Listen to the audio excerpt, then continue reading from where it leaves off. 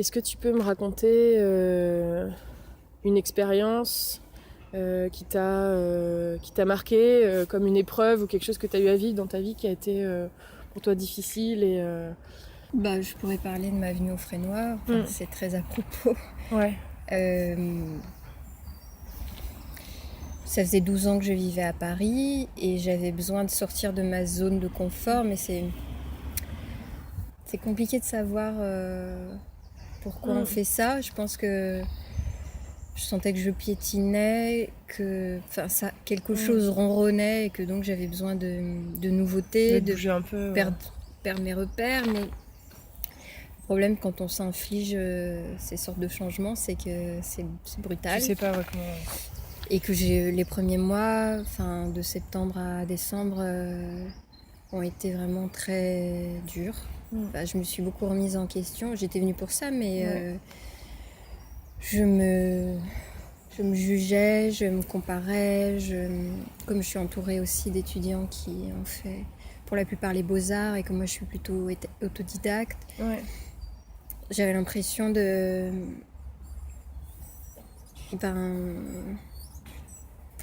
ce que j'étais, ça marchait pas. Moi je suis toujours sauvage, donc c'est vrai que je me suis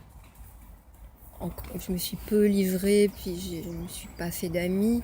Maintenant je discute parfois avec certains, mais c'était pas tellement en termes social que professionnel, c'était de me dire en fait ce que je suis, qu'est-ce que ça vaut, et vouloir faire le mieux possible et du coup changer d'idée 4 fois, se demander pourquoi ça, qu'est-ce qui a du sens.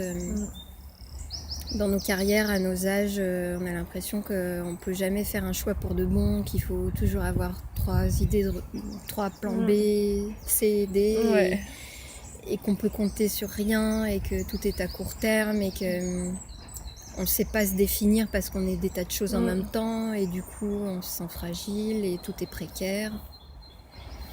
Mais au final j'ai pu sortir, c'est pour ça que j'ai voulu entrer au Fresnoy, c'était me confronter au monde de l'art contemporain et essayer de peut-être, là j'ai fait des objets, faire un objet hors de moi plutôt que travailler sur moi-même et rester dans mon nombril. Ce qui se passe beaucoup avec ta chaîne YouTube et ton travail.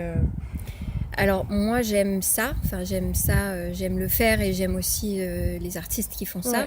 Je pense que ça reste quelque chose qui est à la base de mon travail, mais parfois on sent qu'on a besoin de faire des détours ou de se nourrir ailleurs pour se renouveler. Et là c'était le cas. Et donc j'ai réussi à sortir de moi, à construire, moi qui suis dans la virtualité. Là il y a un atelier, j'ai travaillé avec une serrurière, j'ai percé, j'ai érigé des baignoires, je les ai fait parler, construire autre chose que par ton image.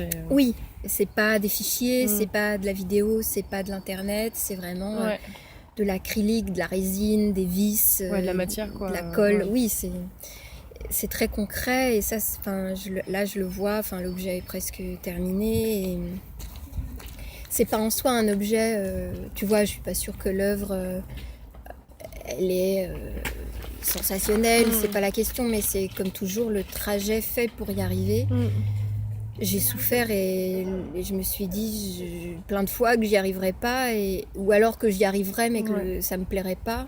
Et là je me rends compte tout près du but que j'y arrive et que ça me plaît. Donc c'est plutôt bien. Ouais. Non, ce qui est compliqué, c'est... Moi, je pensais, justement, moi qui suis plutôt autodidacte, qu'on m'aiderait à me définir, alors que pas du tout. On m'a plutôt laissé...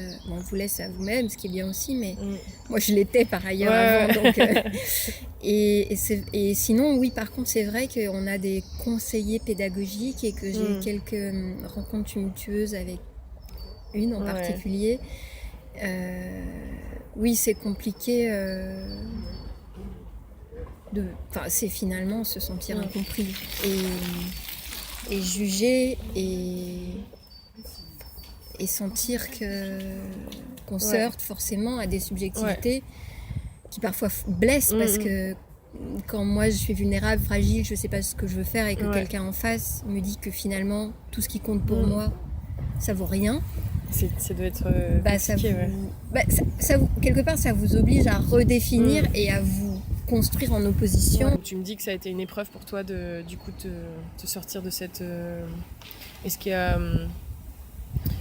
que du coup tu t'obliges à le faire à faire régulièrement ça? Est-ce qu'il y a un moment donné où tu te sens dans ta zone de confort et tu essayes de t'en sortir? Oui, je dirais que c'est un peu une sorte de c'est un cycle quoi, c'est des phases. Par exemple, là, je me demande, après les 2 ans ici, je suis pas sûre que je veux retourner à Paris, donc je me demande où habiter. Comme j'ai la chance de pouvoir faire un métier assez mobile,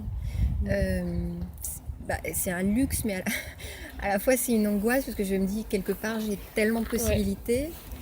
Et faire des castings de ville, je suis un peu, ça revient au truc de la zone de confort, je suis un peu une sorte de puce quoi, j'ai besoin de changer, tu vois, j'ai fait un film, j'ai fait de la radio, j'ai fait des livres, je fais de la vidéo, là je fais de l'installation, je veux faire un spectacle, j'ai besoin je me lasse en fait, je me lasse vite, donc j'ai besoin de changer pour me renouveler, et puis je trouve du sens comme ça et de la libido comme ça, donc c'est ce que je disais tout à l'heure, l'avenir est incertain.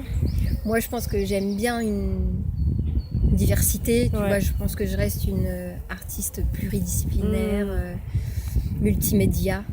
Donc, je continuerai de faire plein de trucs, quoi. Je fais des trucs dans tous les sens et c'est comme ça que je me définis. Que je me définis. Ça a du sens, quoi.